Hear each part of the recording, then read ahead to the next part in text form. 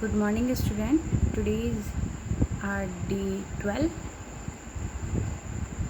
We start exercise number 2.2. We had solved in our previous video question number 1 and 2. Now we come on question number 3. That is the base of isosceles triangle is 4 by 3 cm. The perimeter of the triangle is 4 by 15 centimeter. What is the length of the either of the remaining equal sides? क्या कह रहा है ये कि एक समद्विबाहु त्रिभुज का आधार 4/3 centimetre है और उसका परिमाप जो है वो 4 से ही 2/15 है। तो उसकी जो दो भुजाएं हैं शेष वो क्या होंगी?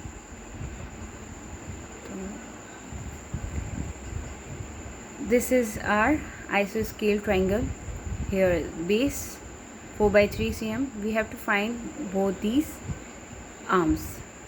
Suppose we assume that is x and x. One is x and other one is also x. I write here base of isosceles triangle. कितना दिया हुआ है? base 4/3. So I write 4/3 centimeter. Parameter दिया हुआ है आपको ट्राइंगल का 4 से 2/15. I solve this. 15 4 जा 60 and 2 62. 62/15. Let the length of the equal sides of the triangle be x. अब हम क्या मानेंगे? जैसे मैंने पहले समझाया कि दोनों साइड्स को हम क्या मान लेते हैं? x and x. So we have parameter क्या होता है ट्राइंगल का?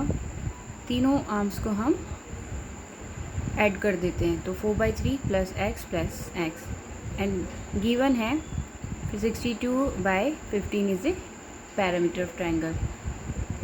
Now we solve x plus x कितना हुआ? 2x एंड दिस 4/3 इसको हम इधर ले गए 62/15 minus 4/3. We solve this. We take LCM 15.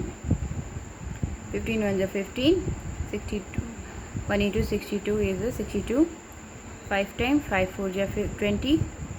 42/15 आया तो 2x equals to 42/15 तो x equals to 42/15 into 2. We solve this. We get answer 7/5. That means this arm is also 7/5 and this will also 7/5. now we come on question number 4. Sum of two number is 95. If one exceed the other by 15, find the numbers.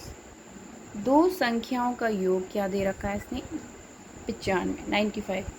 यदि एक संख्या दूसरी से 15 अधिक है तो दोनों संख्याओं को ज्ञात करो. मतलब उनकी वैल्यू ज्ञात करनी है. We have to find both these value. तो लेट्स सपोज कि one number is x, the another number become the x plus 15. क्योंकि क्या कह रहा है? If one exceed the other, मतलब अदर बाय 15, मतलब जो पहली संख्या है उससे दूसरी जो संख्या है वो 15 अधिक है ना, एक्सीड है. तो the other number is x plus 15 according to question. First number is x and second number is x plus 15. यहाँ क्वेश्चन में है sum of two numbers. So we add both numbers. One is x and other one is x plus 15. That sum become 95. Should be 95. So x 2x 15 equal to 95. 15 को उधर ले गए तो ये 80 हो गया. 2x equals to 80 तो x equals to 80/2 that is 40. तो first number is are 40 and another number is x plus 15 था. हमने x प्लस 15 लिया था तो x की जगह 40 रख दो. 40 plus 15 that is 55. Now we come on question number 5. Two numbers are in the ratio 5:3. If they differ by 18, what are the numbers? दो नंबर्स है उनका रेशियो क्या है? 5 और 3 है. 5:3 है. और उन दोनों का जो डिफरेंस है वो कितना होना चाहिए 18। तो वो दोनों नंबर्स क्या हैं ये पता लगाना है अपने को। तो suppose this number is 5x and this is 3x, so I take care 5x minus 3x differ मतलब डिफरेंस अंतर उनका कितना होना चाहिए 18। तो इन दोनों के बीच में मैंने अंतर लगाया मतलब डिफरेंस लगाया माइनस सबसेक्शन का साइन लगाया equals to 18। 5x minus 3x equals to 2x is equals to 18, x equals to 18 by 2, that is x equals to 9. The number are 5x equals to, first number is our 5x, we get x equals to 9, so we put 9 here of x value, that is 5 into 9 equals to 45. 3x equals to 3 into 9 equals to 27. Now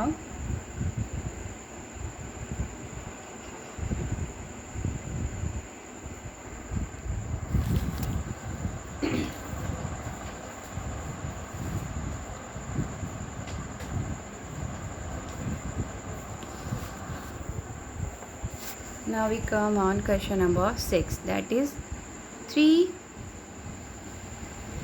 consecutive integers add up to 51. What are these integers? ये कह रहा है कि 3 लगातार पूर्णांकों का योग 51 है। कितना है?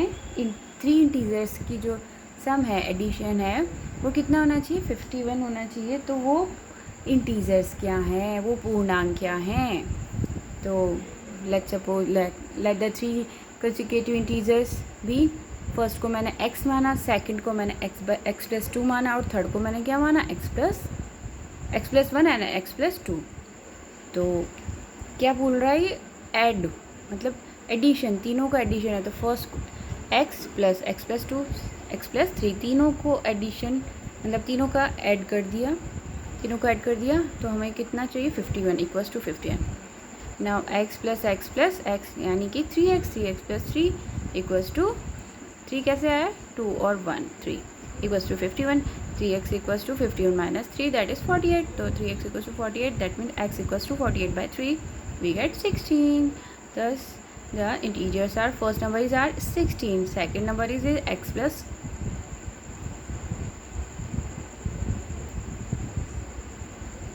plus 1 equals to 16 plus 1 equals to 7, 16 plus 2 equals to 16 plus 2 that is 18. Now we come on question number 7. The sum of the 3 consecutive multiple of 8 is 888. Find the multiples.